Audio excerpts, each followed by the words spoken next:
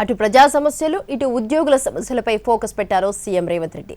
Party శ్రేణులు employees union నేతలతో వరుసగా సమావేశాలు నిర్వహించారు. నిత్యం ప్రజల్లో ఉంటూ ప్రజా సమస్యలను పరిష్కరించాలని విప్లకు సూచనలు చేశారు. ఉద్యోగులకు 4 అంశాలపై శుభవార్త చెప్పారు సీఎం రేవంత్ రెడ్డి.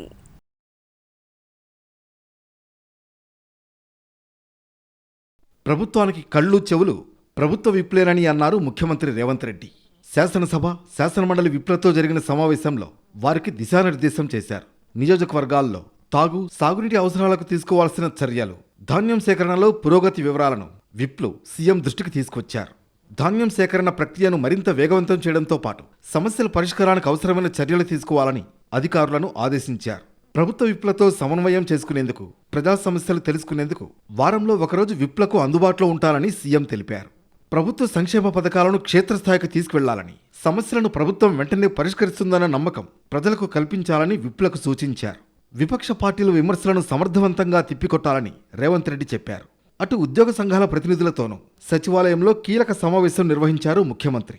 వచ్చే 100 రోజుల్లో ఉద్యోగుల రిటైర్మెంట్ బెనిఫిట్స్ కోసం 6,000 కోట్ల రూపాయలు విడుదల చేస్తామని ప్రకటించారు. కొత్త పీఆర్సీ నివేదికను వెంటనే సమర్పించాలని అధికారులను ఆదేశించారు. జూన్ 1వ తేదీ నాటికి ఉద్యోగులందరికీ కొత్త హెల్త్ కార్డులు అందుబాటులోకి వచ్చేలా చర్యలు తీసుకుంటామని తెలిపారు. అలాగే పెండింగ్లో ఉన్న డీఏల చెల్లింపుపై కూడా సానుకూల నిర్ణయం తీసుకుంటామని భరోసా ఇచ్చారు.